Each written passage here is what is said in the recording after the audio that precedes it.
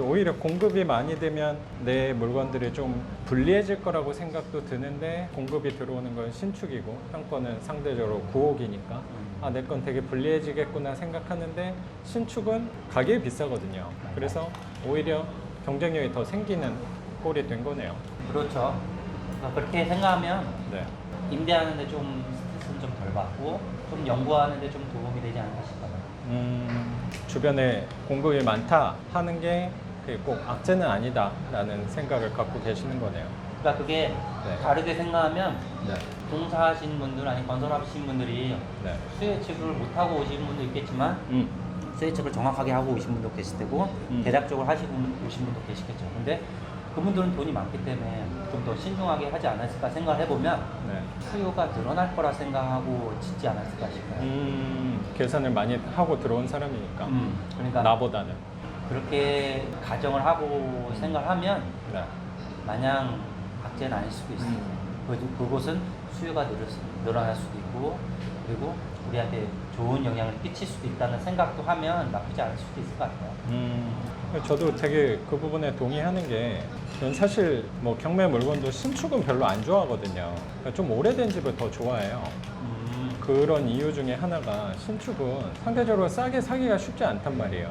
그러니까 싸게 사기 쉽지 않으니까 그거는 경매 그냥 시작한 사람들은 누가 봐도 좋은 물건을 입찰을 하는 경향이 분명히 있어요. 그래서 거긴 사람이 많이 몰리기 때문에 싸게 사기가 쉽지 않거든요. 경매를 하는 이유 중에 하나가 부동산을 싸게 사야지 된다고 생각해서 경매를 하는 건데 그런 신축은 상대적으로 싸게 못 사니까 구옥 쪽을 좀 오래된 빌라를 선택을 하는데 그거의 장점은 또 뭐냐면 그 낙찰가가 낮아지다 보니까 싸게 살 수 있다 보니까 저는 임대료를 낮출 수 있는 폭이 훨씬 크다는 거죠. 근데 뭐 신축은 싸게 사기 쉽지 않으니까 자기 나가는 이자가 있어서 임대료를 낮추는 하향 폭이 별로 없어요. 경매뿐만 아니고 분양을 받는 분들은 일단 그런 신축 오피스텔에 예를 들어 들어왔다 하면 거기는 무조건 내 거보다는 비싸거든요. 무조건 비싸요. 그래서 그 사람들은 낮출 수 있는 한계가 제한적이죠. 예를 들어서 한 채당 나가는 이자가 예를 들어 40만 원이에요. 그럼 그 집은 40만 원 월세를 절대 안 받아요. 그냥 빈집으로 놔두죠, 차라리. 그럼 하는 이유가 없거든요, 어떻게 보면.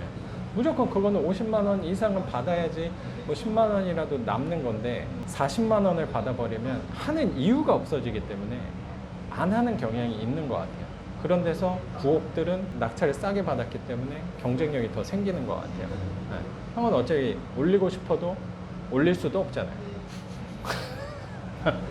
입찰가를 결정하고 수익률을 계산할 때 그 비용에 대해서 고려를 당연히 하잖아요. 그게 꼭 비용이 수리비 측면뿐만 아니고 세금, 법무비 뭐 이런 것들 그리고 수리비를 고민을 해야 되는데 그 수리비에 있어서 형 거는 덩치가 크다 보니까 건물 전체에 대한 비용까지 생각을 해야 되니까 형이 생각했던 범위에서 좀 금액이 컸던 것 같고 제 거는 이제 덩치가 작기 때문에 여기서 벗어나봤자 1, 200밖에 없어요. 1, 200도 당연히 큰 돈이긴 하지만 덩치가 작은 거의 장점은 저는 그거라고 생각을 하거든요.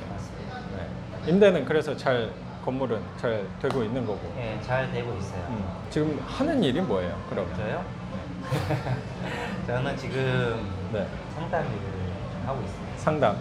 상담 그리고 초등학교 심리 상담. 네네네.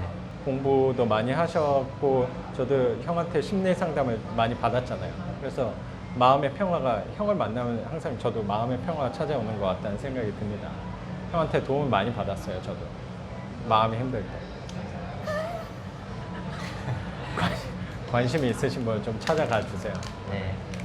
초등학교나 학교 강사 들어가서 집단 상담 같은 거 하고 있고 그냥 그런 거 지금 하고 있어요. 그래서 형도 장기적으로는 이런 유튜브도 또 생각도 하고 계신다고. 네. 심리 상담 쪽을 좀 뭐 실제로 하고 계시고 또 그쪽을 더 사실 개발하려고 생각을 하고 계시네요. 네. 네. 그게 지금 주업인 거잖아요. 네. 그렇죠. 형이 옛날부터 사실은 그 족발 사업보다 이 일을 사실 더 하고 싶었던 일이었잖아요. 맞아요. 네.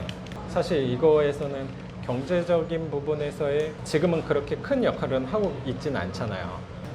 심리 상담에서의 경제적인 역할은 크게 되고 있지 않는다고 제가 언뜻 알고 있어서. 네, 맞아요. 네. 그러니까 형이 돈을 못 번다는 측면이 아니에요. 네, 오해하지 맞아요. 마세요. 네. 네. 지금 당장은 그렇다는 거죠. 근데 지금 결혼도 하셨고 아기도 있고 한데 형이 원래 하고 싶었던 그 꿈을 찾아갈 수 있게 한 게 제가 생각할 때는 형이 지금 그 건물에서 나오는 월세가 있기 때문이라고 저는 생각을 하거든요. 지금 형수님도 일을 하고 있진 않잖아요. 맞아요. 근데 경제적인 부분을 내가 책임져야 되는 가장이 욕심을 부려서 내가 하고 싶은 일을 할 수 있다는 게 사실 쉬운 건 아니라고 생각하거든요. 예, 맞습니다. 그래서 어쩌면 형은 되게 선택받은 사람이라고 생각이 들어요. 내가 하고 싶은 일을 할 수 있다는 것 자체가. 네, 그렇죠? 네, 맞습니다. 근데 그거를 할 수 있는 게 잘나서라기보다 형이 갖고 있는 상가 주택에서 나오는 월세가 있기 때문이라고 저는 생각을 하거든요. 어떻게 네, 생각해요? 맞아요. 맞는 부분을 차지하고 그리고 그러면 막 그때 뭐 공사비도 뭐 2천, 3천 막 이렇게 들어간 스트레스도 받고 머리도 빠지고 좀 했지만 어쨌든 그게 지금 효자 노릇을 하고 있는 거는 맞다고 생각이 들어요. 그리고 네, 맞아요. 그게 있기 때문에 내가 경제적인 부분을 조금 덜 생각하고 내가 하고 싶은 일을 할 수 있다는 생각도 들고요. 맞아요. 네. 현금흐름 파이프라인을 형도 구축을 해놨기 때문에 할 수 있는 거. 파이프라인이 있기 때문에 제가 하고 싶은 것들 그리고 이걸 통해서 뭐 성공할지 성공하지 않을지는 제가 잘은 모르겠어요. 근데 되게 즐겁게 심리 하고 상담? 네네 그냥 열심히 하고 있습니다. 즐겁게 하고 있고 네. 그걸 하고 있는 가장 큰 지지 기반 중에 하나라고 생각해요. 큰 지지 기반 중에 내가 지금 건물 가지고 있던 토대를 마련해 준 거는 사실 이 친구의 힘이 되게 많이 컸어요. 사실. 아, 그래요? 그 몰랐네. 얘기를 해줘야 될 것 같아. 안 그러면 그냥 넘어가. 제가 역할을 한 게 뭐예요? 왜냐면 이걸 소개를 해줬으니까. 건물을 살 때 아, 이렇게 경매. 방법. 난 전혀 몰랐어야지. 아, 그랬어요?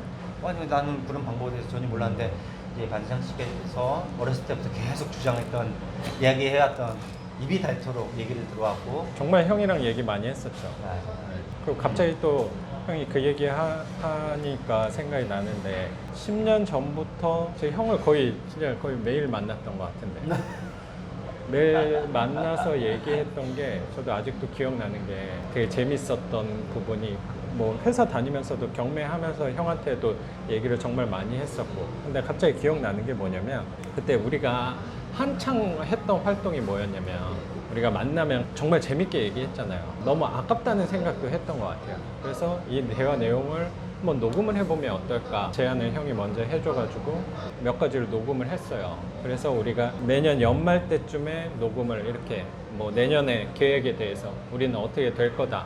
뭐 나는 뭘 하고 싶다. 내년 이맘때는 내가 어떤 위치에 아니면 어떤 거를 갖고 있을 거다. 뭐 이런 꿈과 목표 그런 거에 대해서 항상 얘기를 되게 많이 했잖아요. 맞아요. 그래서 매년 말마다 그 행위를 한 다음에 다음 해 또 연말에 그런 행사를 우리 둘이 맨날 했잖아요. 맞아요.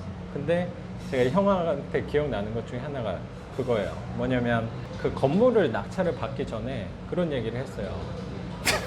뭐였냐면 두 가지 제가 정확히 기억이 나요. 뭐냐면 한 가지가 내년에 자기는 결혼을 할 거래요. 근데 그게 우리 그 친구들 사이에서는 굉장히 말도 안 돼.